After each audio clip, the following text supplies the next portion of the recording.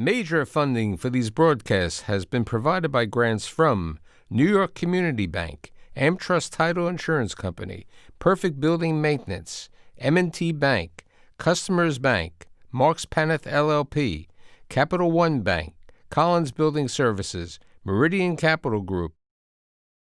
Additional support has been provided by grants from AKA Hotel Residences Corman Communities, Ariel Property Advisors, Amarant Bank, Bank of America Merrill Lynch, Briarwood Organization, Chase Commercial Mortgage Lending, Chase Commercial Term Lending, Citizens Bank, Dime Community Bank, Douglaston Development Levine Builders, Flushing Bank, Friedman LLP, Handro Properties LLC, Handler Real Estate Organization, Hodges Ward Elliott INC, Investors Bank, James D. Kuhn Real Estate Institute at Syracuse University, John Casamatides Red Apple Group, Keysight Capital Partners, Matone Group, New Banks, Newmark Knight Frank, Ocean First Bank, Optimum Window Manufacturing Corp., People's United Bank, Rockefeller Group, Rosewood Realty Services, Stonehenge NYC, SVN CPEX Real Estate Services, Tierra CRG, the Meringer Family Foundation,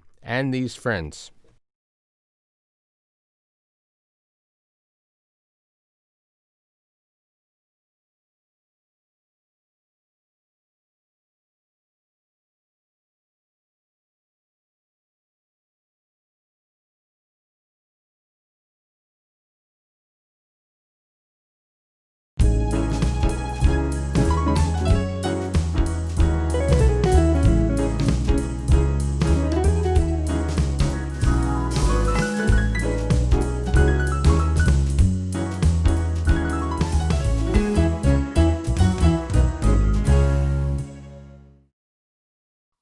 Today, I'm fortunate to have the co-founder and the executive director of Legal Outreach, James ONeal. So, James, tell me about your mother's side and your father's side and how they came over on the slave ship, as you said to me. Yeah, well, that's part of, unfortunately, the history of lots of African Americans. I can't really go into much detail, but I do know that, I'm the progeny of slaves. I can go back to my great-grandmother and her being here, and we know that they settled as a family in Dublin, Georgia, which is where my grandparents were married and where they raised 6 kids. And so everything has kind of progressed from that. So tell me about that, because there was a tailor involvement and they worked as cleaning houses. Tell me a little bit about that. So 2 different sides of the family. So one side of the family, my paternal grandparents actually settled in Dublin, Georgia. And, as lots of folks during that time, they had sort of blue collar, menial jobs, cleaning people's homes, doing whatever was possible to keep food on the table and to keep their families fed, and keeping a roof over their head. On my mother's side, the maternal side, my grandparents settled in Athens, Georgia, not too far from where the University of Georgia itself is located. And so that's where my mom grew up, where my aunts, of course, and uncle grew up. And my grandfather was a tailor. He actually was for a long time associated with a tailor who took him under his wings. This was a Caucasian man who took my grandfather under his wings and taught him the business. And when he retired, he gave the business over to my grandfather. So my grandfather and my uncle actually, had a tailoring business for a number of years, all the way through my adult years and until they passed. Now, how did your mother and father meet?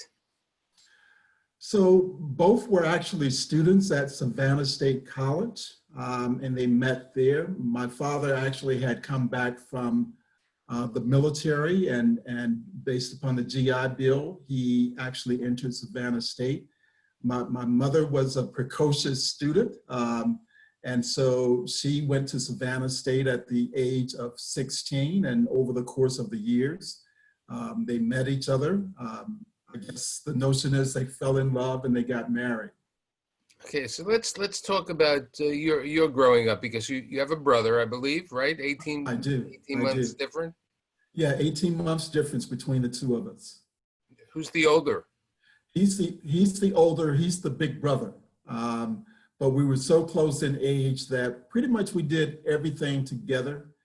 But he set the example for me of things I should do as well as the things I shouldn't do. So I'm very appreciative to him for taking the lead in our family. So where were you growing up? Dublin or Athens, Georgia?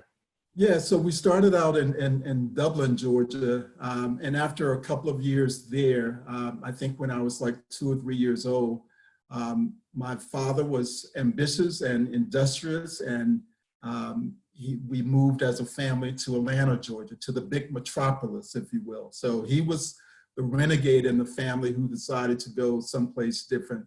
My other aunts and uncles, for the most part, except for one who went to Illinois, decided to stay in Dublin, Georgia. So we were in Atlanta, Georgia. That's where I grew up. Both my parents were teachers and have been involved in education all of my life and all of their lives, of course. I think it was your mother who said it was time to send you to parochial school, correct? Who was the one who decided that the brothers should maybe go to parochial school? Yeah, my brother and I started off in public schools, from kindergarten up through sort of the 6th grade.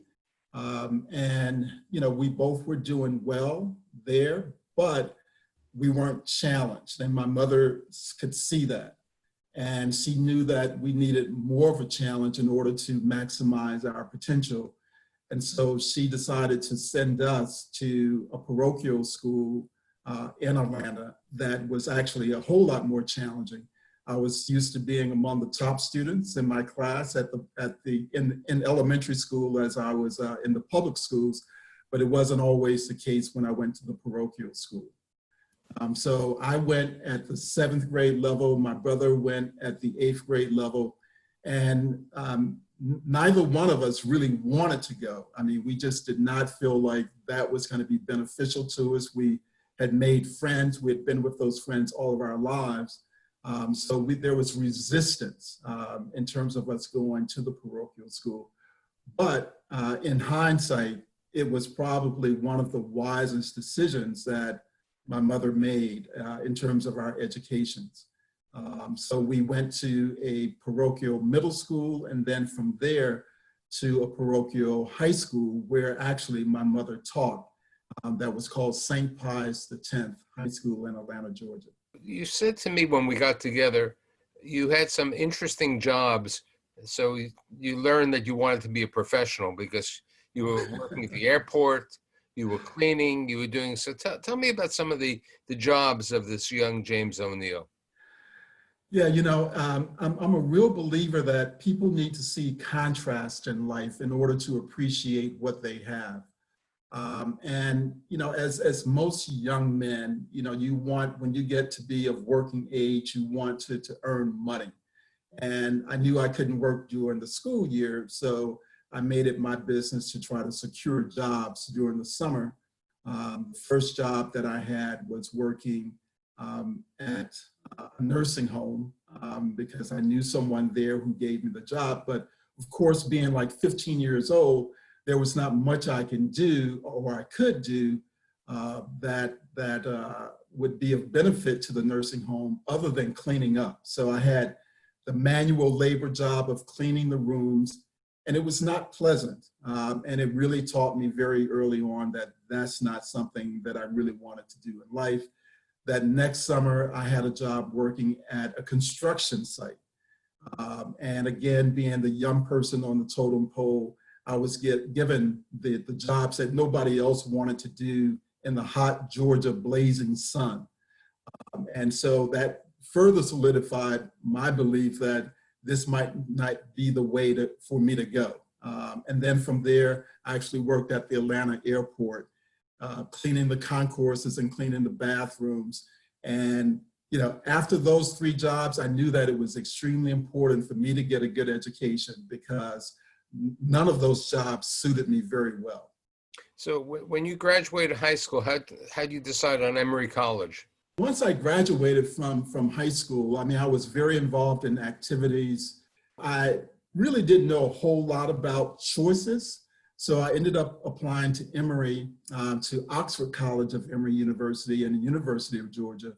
And I was accepted to all three, but decided based upon the recommendation of one of my teachers to go to Oxford College, which is really a 2-year school where you do come out with an AA, but it has a special relationship with Emory so that once you graduate, you automatically matriculate to Emory College. And so that's what I did. Spent 2 years at Oxford College that I just truly loved, and then went from there to Emory College, where I completed my BA degree. And it was a glorious 4 years. I mean, I really grew a lot. When I was entering college, I had said to myself that I was going to take political science my first semester, biology my second semester, and whichever one I liked the best, that would be my major, and I would decide whether to become a lawyer or a doctor. I ended up taking the political science course, really enjoyed it a lot, received an A in the course, and decided no need to take the biology course. I found my lot in life. Decided to pursue the pathway of becoming a lawyer. Where did you apply to law school? I know where you ended up, but talk to me and how you decided to go there. Yeah, I probably applied to 7 or 8 different law schools, from Harvard to the University of Michigan to the University of Chicago to University of Virginia to NYU, just most of your top ranked schools. And I did it almost just by circumstance, because those were not the schools that I had planned on applying to. I was really going to apply to more local schools like Emory's Law School, the University of Georgia's Law School, and maybe Duke's Law School. But I ran into a professor who came from the University of Pennsylvania. We got to know each other quite well. He asked me about my plans in life. I told him I wanted to become an attorney. I was applying to law schools. He asked me which law schools was I applying to. I told him. He said, well, what are your LSAT scores? What are your grades? Once I told him what those scores and grades were, he said, you're applying to the wrong set of schools. You are perfectly capable of gaining admission to higher level and higher rated law schools. And he actually said, here's the list. And he was absolutely right. I got accepted to each of the schools that I applied to. And how did you make the decision on Harvard? Well, I think part of it had to do with the fact that every time I actually went to visit a lot of the schools after being admitted. And as I was going to the various schools and talking to people who were there, who were trying to convince me to come, the conversation was generally the same. People were trying to convince me, here's why you should go to our particular institution rather than to Harvard. So when you start to see that trend, I started to ask myself, maybe there's something special about Harvard. And when I got there, I found that it was a very special place. But I think the other factor that made a difference was that Harvard had a very large class. I think there were 500 students in the class. About 8 to 9% were people of color. And it was the largest number of African-American students at any of the law schools that I had visited. And so that had a huge influence on me, because at Emory, during the time when I was there were really only a handful of African-American students. Let's talk about what you did between the summers of the first year and the second year when you were at Harvard. Yeah, so, in going to law school, my intent was very much to become more of a civic leader, an activist, if you will. I was very much influenced by the civil rights movement. I realized that a lot of the opportunities that I had came about because so many people had sacrificed for me. My parents were teachers, and part of the reason they became teachers was because opportunities were very limited. And so my heart was really kind of set on doing civil rights work or becoming, again, a community activist or doing something that would better the lives of other people. But the one thing that law school does, it teaches you to rationalize any and every decision that you might make. And once I got there, I saw how difficult it was to kind of change the status quo. And you start to doubt, can you make a difference in the lives of others? And you start to ask yourself, maybe the thing to do is to make sure that I can make a good living, care for my family, and from there do pro bono work at a law firm. And so both my first and second summers, I ended up working for law firms. And to me, it was ridiculous that, here I was, a summer associate, literally making more money during the summer on a per hour basis than my parents, who had been working as teachers for over 20, 25 years. So, the money was very, very enticing to me, and I found that I could really do the work and do it well, but it was not really satisfying to the soul, if you will. I just kind of really thought, is this what I want for my life? Do I really just want to work in corporate America on issues that are important, but issues that really are not going to make a difference in the lives of people that I really care about? So how do you decide with the Harvard Fellows program to end up in Harlem? Yeah, so it was kind of fortuitous, if you will, because during my third year of law school, I was trying to make up my mind about what I was going to do. I had offers from the law firms to go there. But at the same time that, I was trying to make up my mind, a group of my classmates had gotten together and decided that they would try to convince the members of the graduating class, my third year class, to literally donate 1% of their incomes to fund a classmate who wanted to do something new and different. And once I heard about that, something clicked. I asked myself, why not me? Definitely if I don't get it, I want to be one of the people who contributes to the fund, but maybe this is my opportunity. So I ended up applying for the fellowship and was very fortunate to be selected to actually carry out the project I had in mind. And the project was what? Yeah, so, again, this kind of goes back to my background a little bit and looking at my parents as teachers and understanding the value of education. So I started thinking about how I could literally combine law and education and use it as a means of improving the lives of young people, most especially. And so I talked about with my fellowship application, creating curricula that could be used in the public schools and used with not-for-profit organizations to teach young people about how the law and the legal system could be used to improve the quality of life in their communities. And so based upon that, I got the fellowship. I found a place in Harlem that would give me the opportunity to actually realize my dream and to teach young people, and things happened from there. So how did you decide to create legal outreach in 1982? Yeah, so really what happened, I had 3 great experiences during that first year with that fellowship. I taught at a public high school in Brooklyn, Boys and Girls High School. I taught at a youth guidance center in Harlem. These were very young kids who were like in the 6th and 7th grade. And I taught at a alternative to detention program in the South Bronx. And when you do public interest work, you have the sense that you're going to go in and you're going to make a difference because you're providing information to other people that's going to be helpful. But I can tell you, I learned so much during that first year about the deficits that young people in urban communities actually face. And though I wanted to inspire them to think about using the law as a tool to improve their lives, what I also found was that using this law curriculum opened their eyes to the possibilities of becoming lawyers.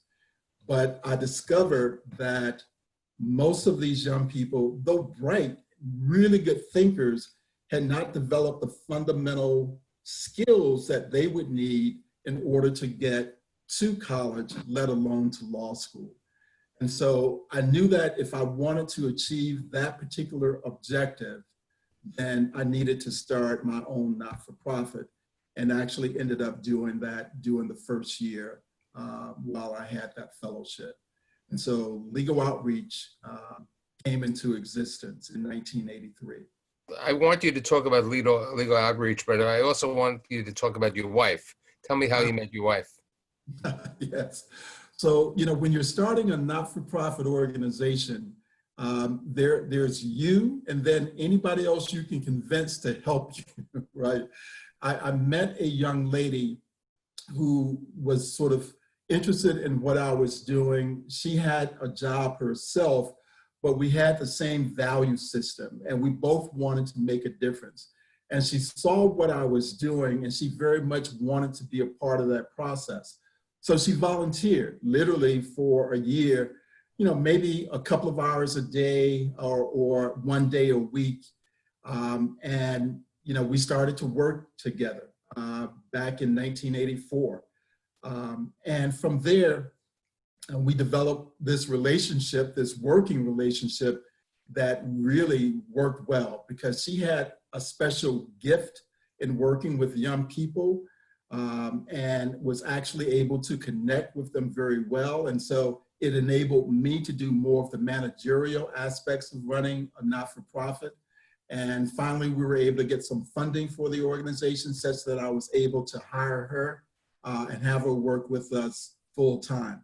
So her name is Bathsheba Cooper. After working together about 4 or 5 years, we decided, hey, since we're spending so much time together, maybe we should take this relationship a step further, and we decided to marry. Married for 33 years now. So I serve as the executive director of the organization. She serves as the co-director. She's been intimately involved in every aspect of what we've done from the very beginning till the present time. With like 2 minutes left, tell me today, what are the major programs in a concise manner of legal outreach? So the thing people need to understand about legal outreach is that we consider ourselves a college prep and pipeline to diversity organization.